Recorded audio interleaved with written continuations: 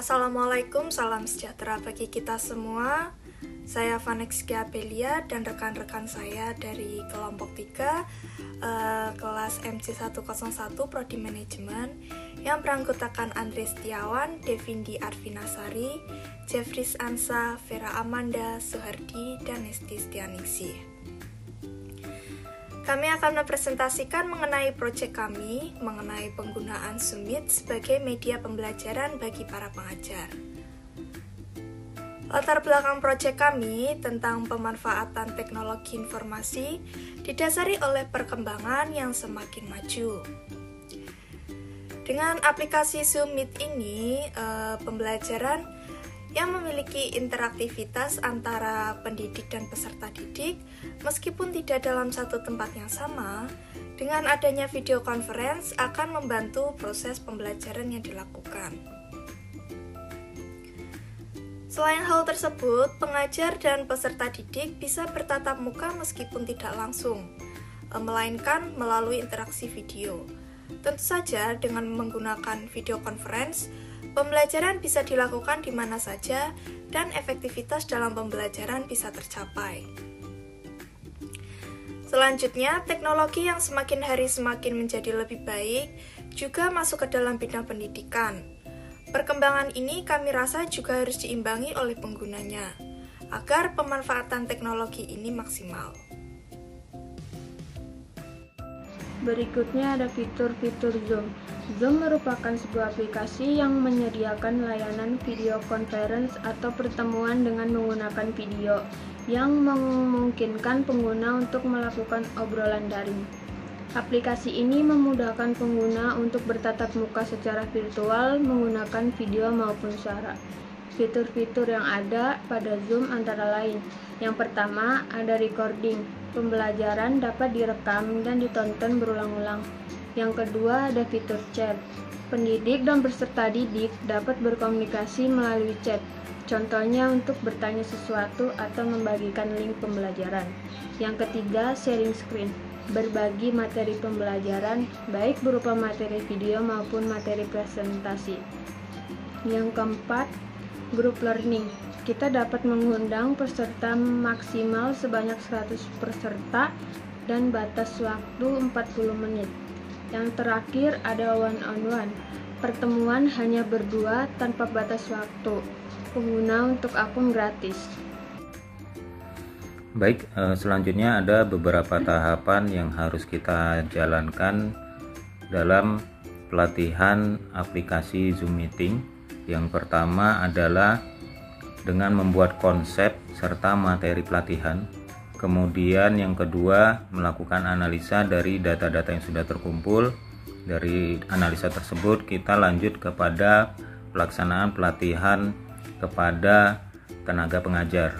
Lalu setelah dilakukan pelatihan, kita lakukan analisa dengan membuat sebuah survei yang nantinya hasil dari survei tersebut akan menjadi bahan penelitian tersebut.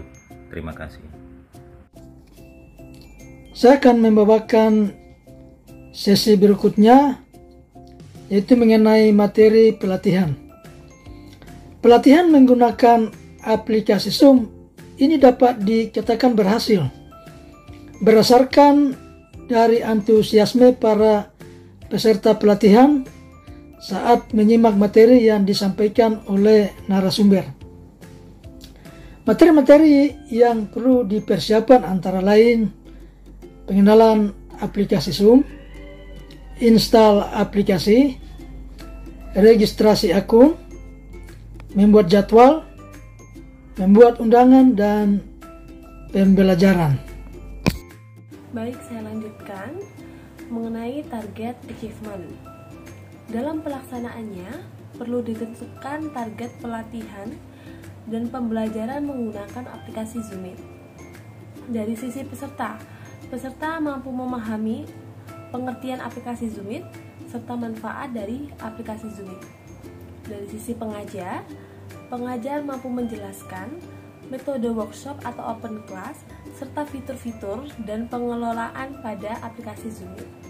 Dari tim pelatihan memberitahukan bagaimana cara mendownload aplikasi Zoom Meet serta bagaimana penggunaan dari aplikasi Zoom Meet itu sendiri beserta fitur-fiturnya. Selanjutnya, dari survei 20 responden yang kami bagikan secara online, kami mendapatkan yang pertama, 50% responden pernah mengalami kesulitan saat menggunakan Zoom Meeting untuk pertama kali dalam proses pembelajaran.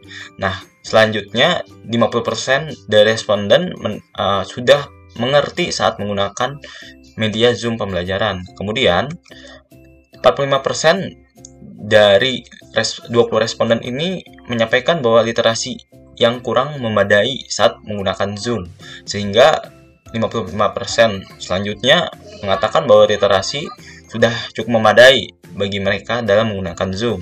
Kemudian 35% penyampaian informasi yang ditangkap oleh peserta didik tidak dapat ditangkap secara menyeluruh. Artinya 65% sudah disampaikan informasi secara menyeluruh dan dapat ditangkap oleh para peserta didik. Kemudian 20% responden menyampaikan bahwa pembelajaran domain belum interaktif. Yang selanjutnya bahwa 80% pembelajaran domain sudah interaktif. Kemudian 90% responden menyatakan bahwa perlu adanya peningkatan dalam penggunaan Zoom dengan pelatihan Zoom bagi para instansi terkait sebagai media pembelajaran, dan 10%-nya menyatakan tidak perlu. Kemudian 80 responden selanjutnya menyampaikan bahwa konsep yang diberikan selama pelatihan ini sangat tepat dalam pengimplementasian proses pembelajaran, dan 20% responden selanjutnya menyatakan tidak tepat. Kemudian untuk penyerapan semua konsep yang diberikan oleh narasumber dalam kepelatihan itu menunjukkan 40% menyatakan iya, 15% menyatakan mungkin, dan 45% kurang, sehingga perlu adanya evaluasi nantinya. Kemudian dampak yang diberikan saat mengadakan Zoom pelatihan bagi aktivitas pembelajaran itu 90% menyatakan bahwa ada dampak positif yang mereka dapatkan saat mengikuti kepelatihan Zoom, dan 10% tidak memberikan dampak.